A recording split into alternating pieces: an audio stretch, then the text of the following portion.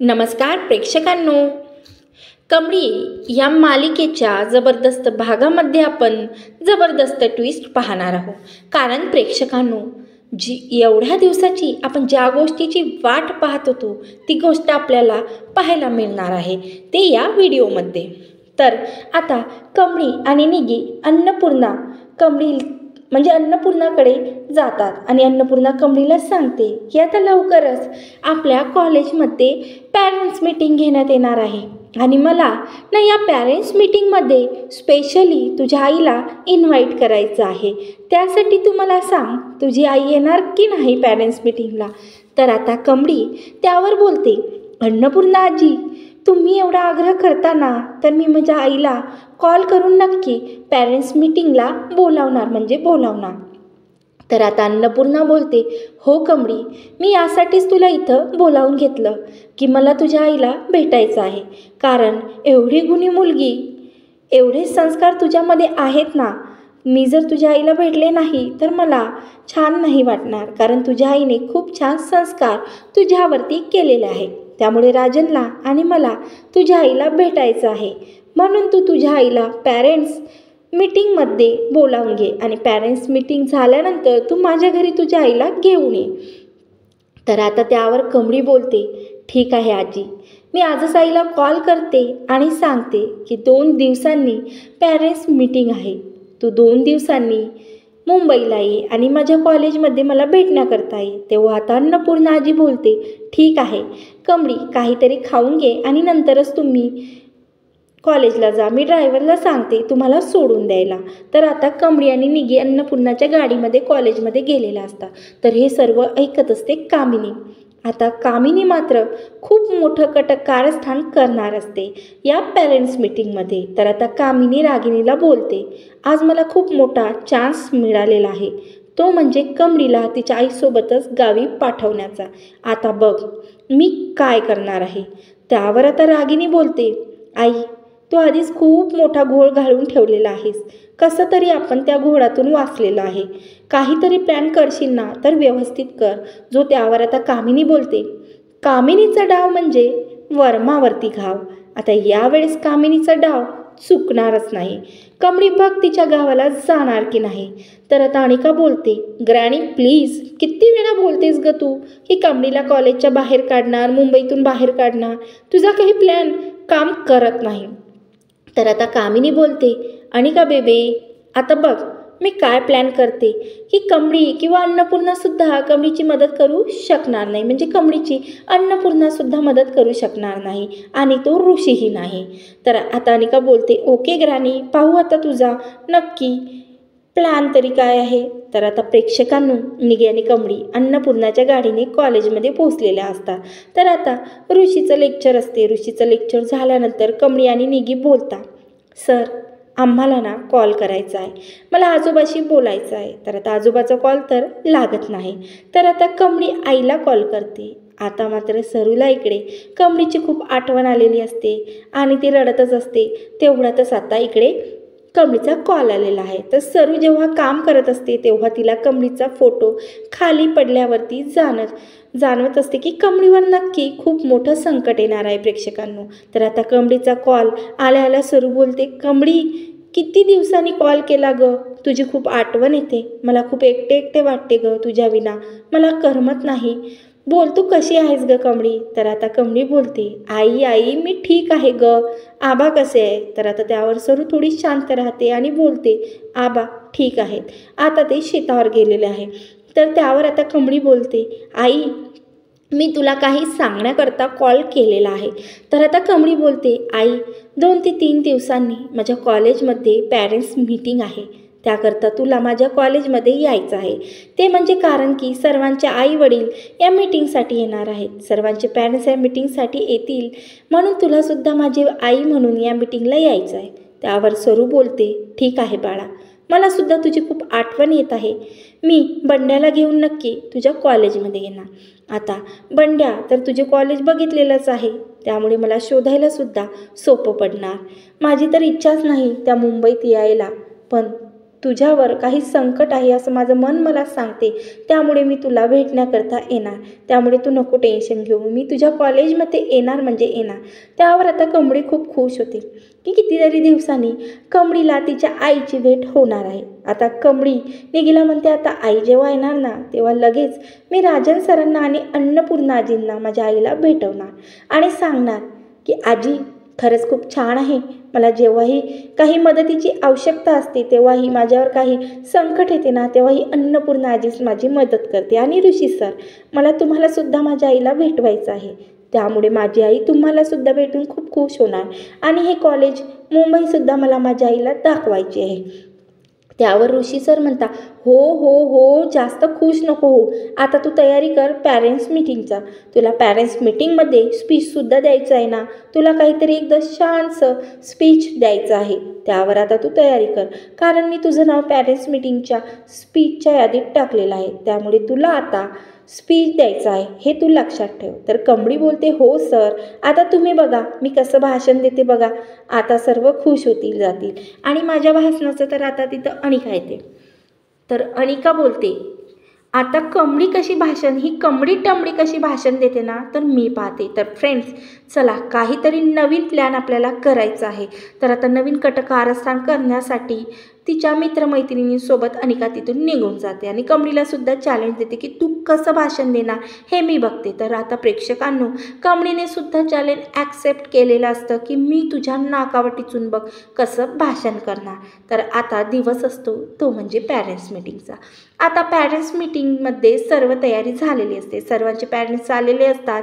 कमळीची नजर मात्र दरवाजावरती असते की कधी बंड्या हा तिच्या आईला घेऊन, सरूला घेऊन माझ्या कॉलेजमध्ये येणार आणि मी कधी सरूला मिठी मारणार. तर कमळी निगी मात्र आता दोघे पण दरवाजावर नजर ठेवून येतात की कधी तिच्या आईची भेट होणार.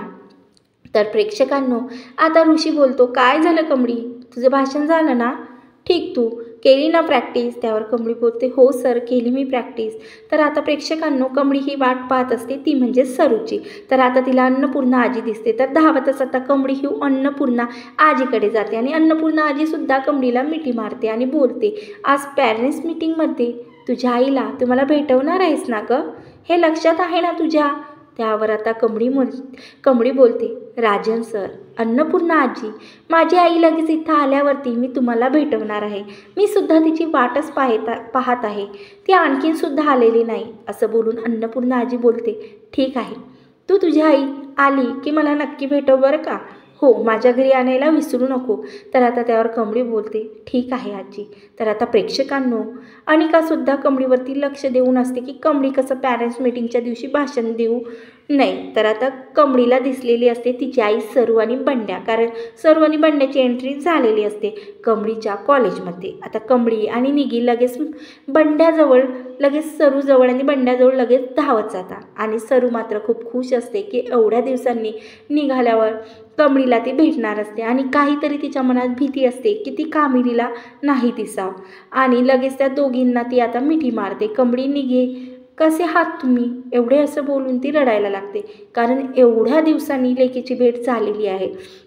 त्यामुळे तिला खूप भरून येते आणि लगेच त्या दोघींना ती मिठी मारते. मिठी मारल्यानंतर आता बंड्यासुद्धा कमळीला बोलते, कसे आहात, कसे आहेत.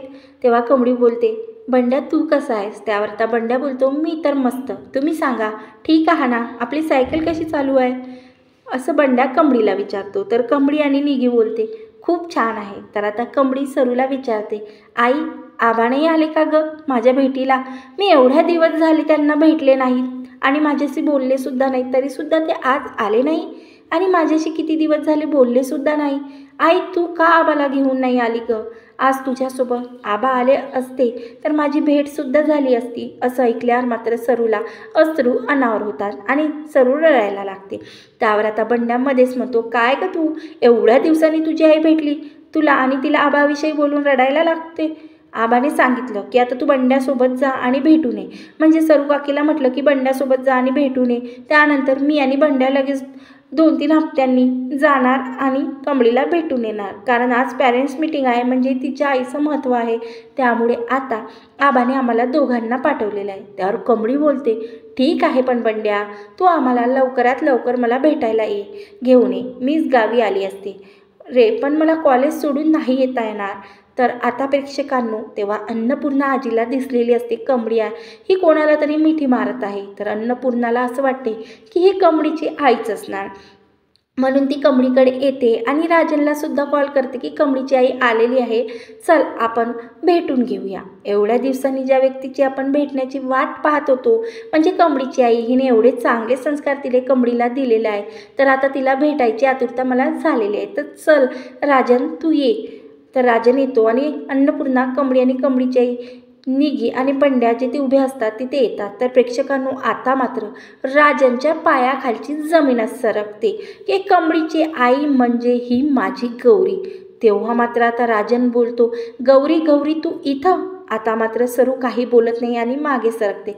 तर आता राजन समोर येऊन सरूचा हात घट्ट पकडतो आणि सरूचा हात राजन डोक्याला लावून रडतो. म्हणतो, गौरी, मी किती दिवस झाले ग तुला शोधत आहे. आज बाप्पाच्या कृपेने तू मला शेवटी मिळालीस. कुठे होतीस तू? तुला माहीत होतं ना की मी तुझ्यावर किती प्रेम करतो, तरीसुद्धा तू मला सोडून गेलीस. माझी मुलगी सरू, माझी मुलगी कशी आहे? तर आता त्यावर लगेच लक्षात येते राजनच्या की कमळी हीच त्याची मुलगी आहे, कारण ही तर कमळीची आई आहे. त्यावर आता एक नजर राजन कमळीकडे बघतो आणि त्यानंतर सरूला बोलतो, सांग ना. मात्र प्रेक्षकांनो, सरू ही एकही शब्द बोलत नाही. कारण सरूला जसं राजनला बघताच तिच्या कामिनीने तिच्या मागे कसे गुंड लावलेला होतो, तिचा हा सर्व भयानक भूतकाळ तिच्या लक्षात येतो आणि ती कापायला, थरथरायला लागते. तिचे हातपाय थरथर करायला लागतात. तर त्यावर आता राजन बोलतो, गौरी, तुला मला भेटून आनंद नाही झाला का ग? तू सांग ना, कुठे होती तू? सांग ना. तर आता प्रेक्षकांनो, अन्नपूर्णाचा लक्षात आलेलं असतं की कमळीची आई गौरी म्हणजेच ही सरू आहे. तर आता ती लगेच कमळीला मिठी मारते आणि तिच्या चेहऱ्यावरून हात फिरवते. आता सरूकडे जाते आणि बोलते, सुनबाई. जेव्हा सरू सुनबाई हा शब्द ऐकतो तेव्हा मात्र तिच्या डोळ्यातून अश्रू येतात आणि ती रडायला लागते. तर आता प्रेक्षकांनो, खूप दिवसाचं प्रेम हे राजनविषयी सरूच्या मनातून उफाळून आलेलं असतं आणि नंतर ती बोलायला लागते की मी नाही भेटू शकत तुम्हाला. आतासुद्धा तुम्ही माझ्यापासून दूर राहा, तुमच्या संसारात सुखी राहा, मला तुमच्या संसारात येऊन विघ्न नाही टाकायचं. तर ती अशी बोलते. आता जर त्या बाईला माहिती पडलं की तुमची आणि माझी भेट झाली तर ती माझ्या कमळीला नाही सोडणार. आता राजन बोलतो की कोणती बाई सरू? सांग ना कोणती बाई? त्यावर मात्र सरू काहीही बोलत नाही, कारण तिला माहिती असतं की कामिनीला काही याच्याबद्दल माहिती पडलं तर आता कामिनी माझ्या कमळीला जीवाला मारायला सुद्धा मागे पुढे पाहणार नाही. तर प्रेक्षकांनो, आता अन्नपूर्णा आणि राजन खूप खुश झालेले असतात, कारण ते ज्या दिवसाची वाट पाहत होते तो दिवस आता आलेला आहे. तर आता इथे मात्र एकच प्रश्न उद्भवतो की सरू उर्फ गौरी हे राजनसोबत त्याच्या घरी जाणार का? अन्नपूर्णा निवासमध्ये जाणार का? आणि राजनला तिने नवरा म्हणून तर आता स्वीकारलेलंच आहे, पण त्याच्यासोबत ती संसार करायला तयार होणार का? कामिनीसुद्धा आता काय रिॲक्ट करणार हे सुद्धा पाहणं रंजक आहे. तर अन्नपूर्णा कामिनीला आणि सरू उर्फ गौरी हिला आपल्यासोबत अन्नपूर्णा निवासमध्ये घरी घेऊन जाणार का? आणि त्यानंतर हे सत्य कळतात रागिनी कमळी आणि सरूविषयी कोणतं मोठं कारस्थान रचणार आहेत का, हे सुद्धा पाहणं आपल्यासाठी खूप मोठं रंजक आहे. आणि पॅरेंट्स मीटिंगच्या दिवशी राजन आणि सरू यांची हृदयस्पर्शी भेट झालेली आहे प्रेक्षकांनो. पण आता कितीतरी प्रश्न निर्माण होतात की नक्की कामिनी आता काय मोठं कारस्थान करणार आहे. तर हे पाहणं सुद्धा रंजक आहे. आता सध्या तर सरूने खूप प्रेमाने राजनला स्वीकारलेलं आहे, पण नक्की आता समोर काय होणार आहे तर आपल्याला नेक्स्ट एपिसोडमध्येच पाहायला मिळणार आहे. त्यासाठी तुम्ही माझ्या चॅनलवरती नवीन असाल, सबस्क्राईब केलं नसेल तर सबस्क्राईब करा आणि व्हिडिओला लाईक करा. प्रेक्षकांनो, रोज संध्याकाळी ठीक 9 वाजता तुम्हाला माझ्या चॅनलवरती एक दिवस समोरचा एपिसोड पाहायला मिळणार आहे. तो पाहणार